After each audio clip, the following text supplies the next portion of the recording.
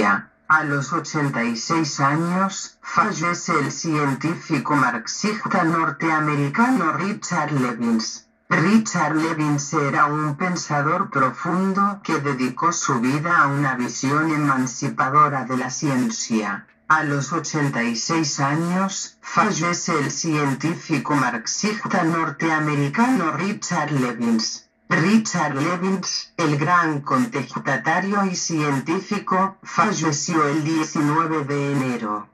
Lewins era un pensador profundo que hizo contribuciones fundamentales a campos científicos e intelectuales que van desde la ecología de las poblaciones y la teoría de la evolución hasta la biología matemática, la salud pública y la filosofía de la ciencia. Su extraordinario legado científico es igualado por su legado como revolucionario y activista.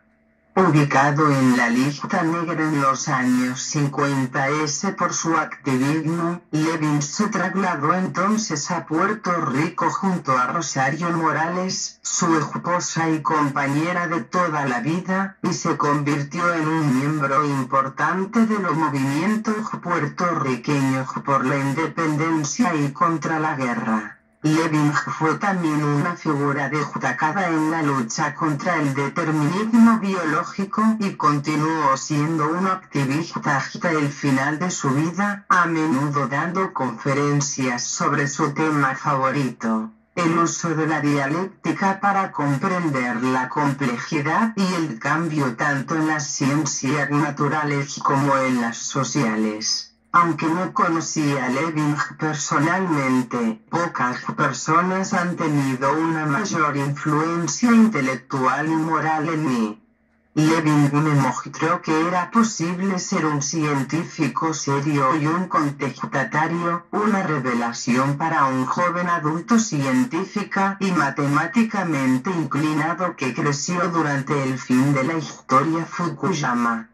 Él me enseñó a entender cómo los prejuicios de la sociedad burguesa moldean nuestros puntos de vista sobre la ciencia y la naturaleza, y me dio el coraje intelectual y moral de luchar por una visión emancipadora de la ciencia. Como científico, Lewins tenía una increíble habilidad para analizar sistemas complejos, para examinarlos desde puntos de vista múltiples y contradictorios al mismo tiempo, sin caer en las trampas seductoras del reduccionismo o el pensamiento estático.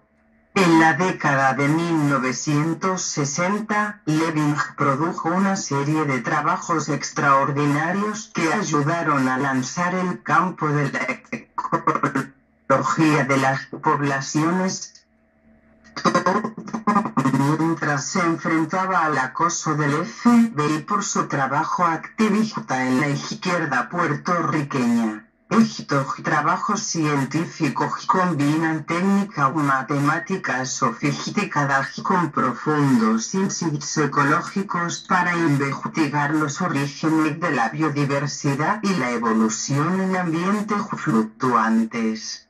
Lewins se movió constantemente por diferentes campos intelectuales, pasando a hacer contribuciones fundamentales en áreas tan variadas como la modelación matemática de sistemas complejos, la agroecología y ecología de las enfermedades. Lewins fue incluido en la Academia Nacional de Ciencias de Estados Unidos, la más prestigiosa organización de los científicos del país, pero renunció poco después en protesta por el papel de la organización en el asesoramiento a los militares de Estados Unidos durante la Guerra de Vietnam.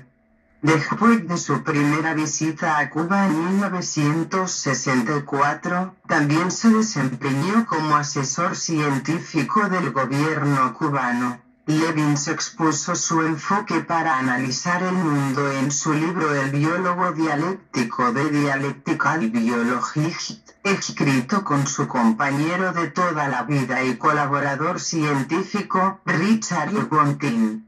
La obra, cuyo título es una alusión a la dialéctica de la naturaleza de Engels, está dedicado a Federico Engels, quien se equivocó muchas veces, pero estuvo en lo correcto en los momentos importantes. En pasajes que estaban científicamente décadas por delante de su tiempo, el libro describe una forma holística de ver la naturaleza y el mundo, una perspectiva plenamente aceptada hoy por los nuevos campos de la biología de sistemas y los sistemas complejos.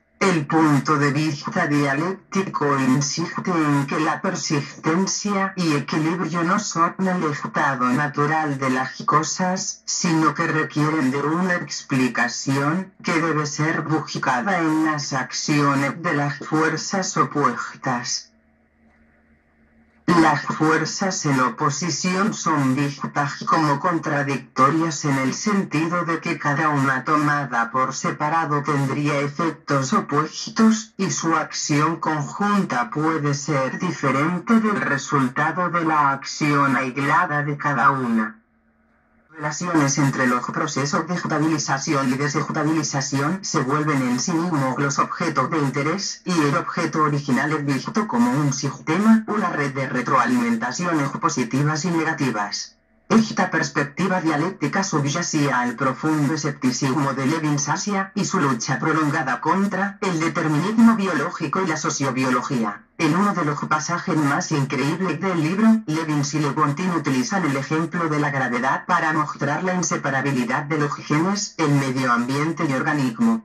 Señalan que las bacterias están en gran medida fuera de la influencia de la gravedad como consecuencia de su tamaño, es decir, como consecuencia de sus genes. Por otro lado, están sujetas a otra fuerza universal, el movimiento browniano de las moléculas, del cual los seres humanos estamos protegidos por nuestro gran tamaño, de nuevo una consecuencia de nuestros genes. Por lo tanto, el que un organismo esté sujeto a algo tan universal y aparentemente natural como la ley de la gravedad depende de sus genes.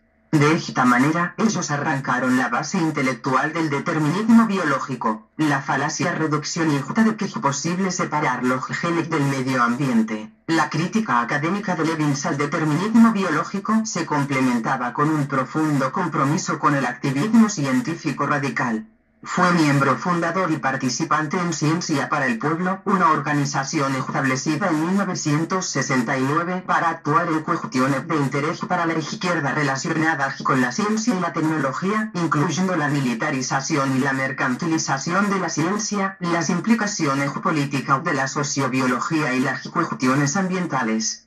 El grupo publicó una revista que llevaba el mismo nombre, y ayudó a radicalizar una generación de científicos a través de su organización en las universidades y las comunidades. Hace un par de años, asistí a una de las charlas de Levinas sobre dialéctica. Me sentía deprimido por el estado de la ciencia, en particular por el aumento de su mercantilización y militarización. Durante la parte de las preguntas y respuestas, le pregunté si podía